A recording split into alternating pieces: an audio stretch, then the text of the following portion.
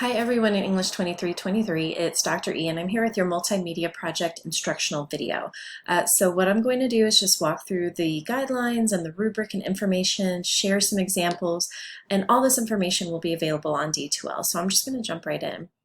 All right, so our goal is to create a project, a creative project, right, that focuses on a particular topic or text or author we've addressed this semester. So go back through the semester, think about something you enjoyed, something you liked, and kind of focus your attention on that. You're free to select from a variety of creative approaches, so you can create a video or drawing or sculpture, PowerPoint, any of those things. The only limiting requirement is that you need to be able to post it in D2L. So it needs to be in some sort of format that you can upload. So we will be posting and sharing these with one another in the discussion post area. So imagine you need to be able to upload a PowerPoint or a document or a Word file or a YouTube link, right? So I'll explain more about that. All right, so I put here a note that showing effort is really the key. It's about progress, not perfection, because sometimes folks are really interested in trying something new, but they say, I would like to try creating a piece of artwork, but I am not an artist. That's what this kind of project is for. It's for you to explore if you'd like to. So I'm really looking at the progress of your work, the effort that you put into it, not necessarily the final product, right? So you don't have to be an artist. You don't have to be the best singer if you want to write a song. You don't have to be the best at editing videos. It's about the progress, okay? So the project does need to focus on a particular issue or text, or of course an author that we looked at this semester. You can create a piece of artwork that depicts a character, or bake a cake and decorate it to reflect a story's setting or plot. I mean, anything. The project and the writing need to be something that we create just for this class. So not, don't go back to those written responses and reuse any of that, or to another class's work, so something new. And you need to be able to show it on D2L for everyone else. So PowerPoint, Word file, and I put YouTube link here because in the past, sometimes students have tried to upload different kinds of movie files and not everybody can view them, right? And I can't view them, so I can't offer a grade. So YouTube has become just the easiest way to share that work. So something to consider. I use PowerPoint probably as the primary example because PowerPoint's an easy way to show progress. So if you wanted to bake a cake because of a character that we read, you would show the progress of the baking, process, right? You're not just going to show the finished cake that you've decorated in some crazy fun way. It's about showing the progress, and PowerPoint just works really easily for that. And it's something we can all open and see, okay?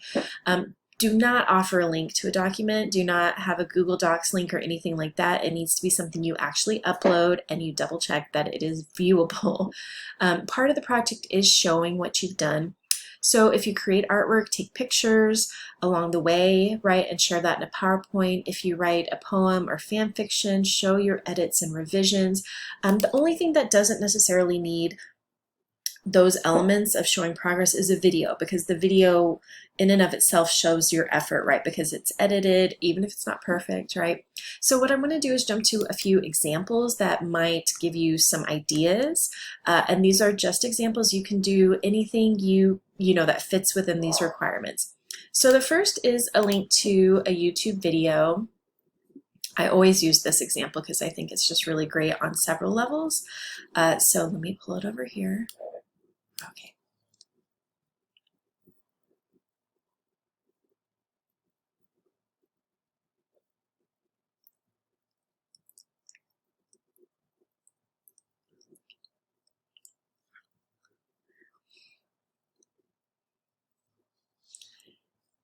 Okay, I usually share Anthony's video because it's just a really great example of taking a short story from our class and putting it into some sort of video format.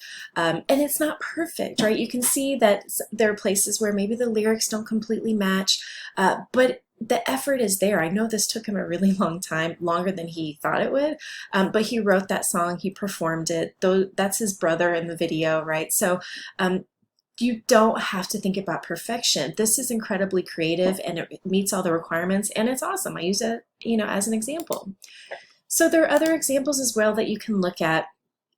So There is this Lone Star Voices blog. It's a blog that I curate where I share projects with students who have given me permission to do so. So there are a lot of examples you can click through and look at here. This is Bruno's. Bruno wanted to get into some graphic design, and so you can see the progress of every step of the way of Bruno creating this really cool piece that comes in at the end that's related to our course. I'm going to scroll up. Let's see.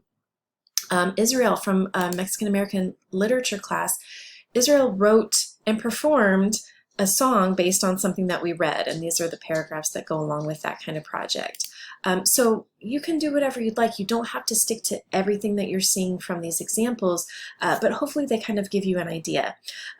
I do want to forewarn you that this will probably take longer than you think it will. So when we start thinking about planning out the project, keep that in mind, because sometimes people think, oh, I'll just do a quick video. It ends up taking a lot longer than people imagine.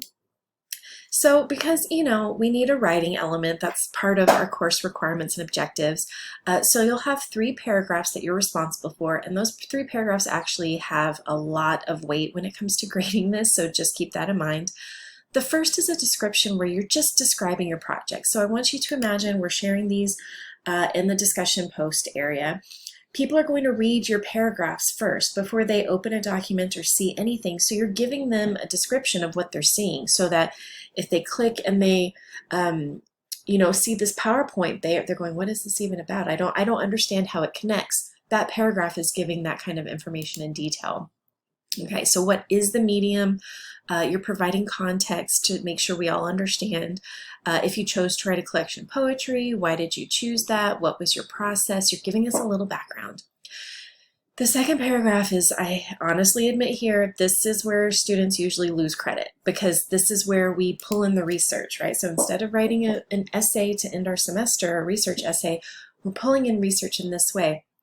So you're going to take this paragraph and show us how reading this text or learning about this author led to your finished product. So we need to have quotes that support your ideas. We need to have information from that text that gives us an idea of, okay, that's why you have pictures of these things. It's related to this short story. So you need to bring that in the second paragraph. I put here that a works cited is not needed for this project because we're all working from the same book. The only time a works cited will be required is sometimes people want to create a PowerPoint that's just informational, giving us a bit more background or a bit more information. If you're pulling images from the internet, if you're pulling information from the internet that's outside of our book, you need to cite those. So at the very end of a PowerPoint presentation, put a slide that's a works cited, something like that. All right. The third paragraph, this is about you. You know, what did you learn by creating this project? You know, do you look at the, you know, original piece differently, the author differently? How did this information affect your understanding of the topic? What did you learn about yourself? And so then I go down and show you just a few more examples, and I really wanted to emphasize the progress pictures, right? So we have the progress of different artwork.